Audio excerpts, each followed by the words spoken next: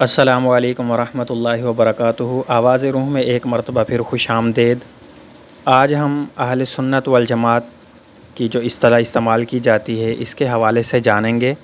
کہ اس کا مطلب کیا ہے اور یہ اصطلاح کب اور کس نے جاری کی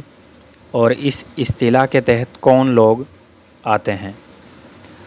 تو مشہور و معروف حدیث ہے، افتراق امت کا نام اس حدیث کو دیا جاتا ہے جس میں آپ صلی اللہ علیہ وسلم نے اپنے بعد امت کے مختلف فرقوں میں بٹ جانے کا ذکر فرمایا ہے۔ اور پھر جب صحابہ کرام نے پوچھا کہ حق پر کون ہوں گے تو آپ صلی اللہ علیہ وسلم نے فرمایا ما انا علیہ و اصحابی، یعنی جو میرے اور میرے صحابہ کے راستے پر ہوگا وہ حق پر ہوگا۔ ما انا علیہ کا مصداق سنت رسول اللہ صلی اللہ علیہ وسلم ہے اور ما علیہ اصحابی کا مصداق تعامل صحابہ ہے۔ اس لیے ما انا علیہ و اصحابی کا مصداق وہی جماعت ہو سکتی ہے جو سنت رسول اللہ صلی اللہ علیہ وسلم اور تعامل صحابہ کو حجت اور واجب الاتباع مانتی ہو۔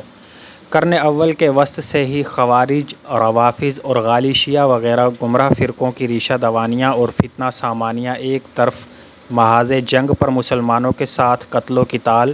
اور خون ریزی کی شکل میں، دوسری طرف میدان مباحثہ اور مناظرہ میں علماء حق کے ساتھ مناظروں اور مجادلوں کی شکل میں رونما ہونے اور زور پکڑنے لگی تھیں۔ اس لیے اہل حق نے امت کے اس سواد اعظم کے لیے جو ان گمراہ فرقوں سے دونوں محاذوں پر دست و گریباں اور ان کی بہکنی میں مصروف تھا، اہل السنت والجماعت کا نام بطور اصطلاح استعمال کرنا شروع کر دیا۔ اس لیے کہ خوارج تو واقعہ تحکیم کی بنا پر تمام صحابہ اور عام مسلمانوں کو اسلام سے خارج اور کافر قرار دے چکے تھے۔ کافر کی روایت قبول کرنے کا سوال ہی نہیں پیدا ہوتا، لہذا خوارج نے سرے سے سنت اور حدیث رسول صلی اللہ علیہ وسلم کی حجیت اور جماعت صحابہ کے ایمان و اسلام سے انکار کر دیا۔ روافض اور غالی شیعہ بھی حضرت علی رضی اللہ تعالی عنہ کو خلافت سے محروم کر دینے پر بجز ائمہ اہل بیت کے باقی تمام صحابہ کو غاصب، خائن اور فاسق قرار دے چکے تھے، اور کسی راوی کی حدیث کے معتبر و مقبول ہونے کی پہلی شرط راوی کی عدالت ہے۔ فاسق و فاجر کی شہادت تو روایت باتفاق امت مردود ہے، لہذا انہوں نے بھی علاوہ ائمہ اہل بیت کے باقی تمام صحابہ کی عدالت و دیانت اور ان کی روایت کی حجیت سے انکار کر دیا۔ اسلام کی تاریخ میں سنت رسول اللہ صلی اللہ علیہ وسلم اور جماعت صحابہ کی دیانت و عدالت کا سب سے پہلے انکار کرنے والے یہی دو فرقے ہیں۔ معتزلہ بھی چونکہ مرتکب گناہ کبیرہ مسلمان کو اسلام سے خارج کہنے میں خوارج کے ہم نوا ہیں، اس لیے ان تمام احادیث کی صحت سے انکار کرنا ان کے لیے بھی ناگزیر تھا جو ان کے معتقدات کے خلاف ہیں، خصوصاً گناہ گاروں کی مغفرت اور شفاعت کی احادیث۔ اس لیے انہوں نے بھی سرے سے احادیث و اخبار احاد کی حجیت سے انکار کر دینے میں ہی عافیت سمجھی۔ معتزلہ کے مقابل اور حریف مرجئہ ہیں جو صرف ایمان کو نجات کے لیے کافی سمجھتے ہیں۔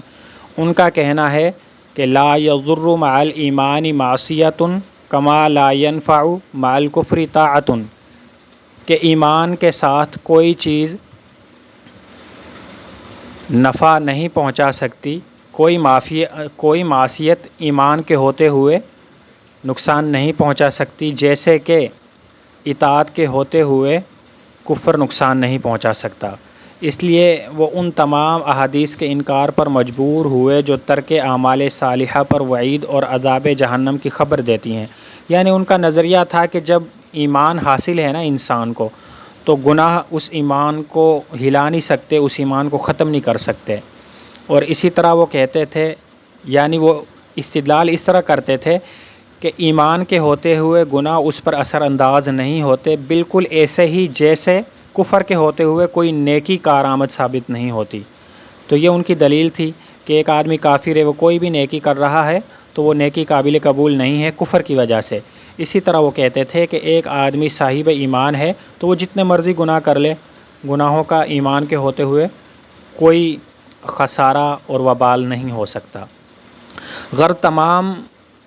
فرق باطلہ آپس میں ایک دوسرے سے شدید ترین اختلافات کے باوجود عموماً حدیث رسول صلی اللہ علیہ وسلم اور عدالت و دیانت جماعت صحابہ کرام کے انکار پر سب متفق تھے۔ ان کے مقابلہ پر رسول اللہ صلی اللہ علیہ وسلم کی پیش گوئی کے مطابق ایک جماعت وجود میں آئی جس کو اہل السنت والجماعت کا نام دیا گیا۔ علماء حق اور امت کا سواد اعظم تھا جو آپس میں فروعی اور جزئی اختلافات کے باوجود سنت رسول اللہ صلی اللہ علیہ وسلم کی حجیت اور جماعت صحابہ کی عدالت و دیانت پر متفق و متحد تھا۔ خواہ محدثین اور اہل ظواہر ہوں، خواہ مجتہدین و فقہا، خواہ اشاعرہ ہوں، خواہ ماتریدیہ، سب اس پر متفق تھے کہ السنت حجیۃ شرعیۃ، کہ سنت شرعی حجت ہے، والصحابۃ کلہم عدول، اور سارے کے سارے صحابہ عادل ہیں۔ اسی لیے امت نے اس طبقے کو اہل السنت والجماعت کا نام دیا ہے۔ خصوصاً جب تیسری صدی کے اواخر میں امام ابو الحسن اشعری رحمۃ اللہ علیہ نے معتزلہ سے علیحدگی اختیار کر کے ان کی سرکوبی کا بیڑا اٹھایا تو انہوں نے اپنی جماعت کا نام اہل السنت والجماعت رکھا، اور اس وقت سے اس نام نے اہل حق اور سواد اعظم کے لیے ایک مقبول اصطلاح کی حیثیت اختیار کر لی۔ چنانچہ دستور العلماء کے مصنف عبد النبی احمد نگری اس لفظ کے تحت لکھتے ہیں: واضح ہو کہ جب امام ابو الحسن اشعری نے اپنے استاد ابو علی جبائی کا مذہب ترک کر دیا اور وہ خود ان کے متبعین معتزلہ کے عقائد کے ابتدال و تردید اور ان کے مقابلہ پر عقائد ثابتہ بالسنہ اور معتقدات صحابہ کے اثبات و تائید کے لیے کمر بستہ ہو گئے تو انہوں نے اپنی جماعت کا نام اہل السنت والجماعت تجویز کیا۔